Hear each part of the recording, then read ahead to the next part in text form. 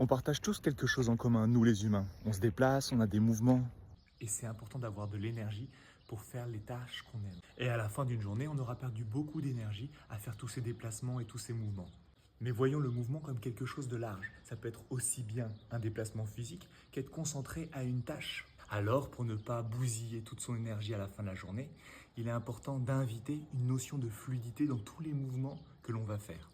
Et par fluidité, j'entends faire les choses avec un lâcher-prise, une certaine souplesse, un laisser-aller, qui fait que le mouvement devient complètement facile, fluide. Ou alors à l'inverse. Que dans une tâche où on se concentre, on est rigide et on appelle ça somatiser, on le garde et on l'ancre dans son corps. Et ainsi, tout devient difficile. On fait les choses, mais avec de la résistance, et c'est là qu'on perd beaucoup d'énergie. Un outil comme la corde, qui nous permet de ressentir un mouvement de légèreté de gauche à droite.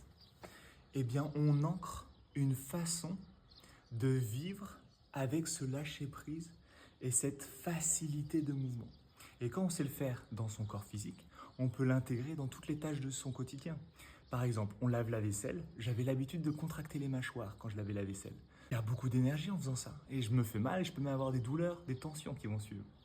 Mais quand on a appris à gérer son corps, en faisant des répétitions naturellement, en se connectant à cette fluidité, eh bien, on peut l'intégrer dans tous les domaines de sa vie. La fluidité, on peut l'emmener dans ses relations, dans son cœur.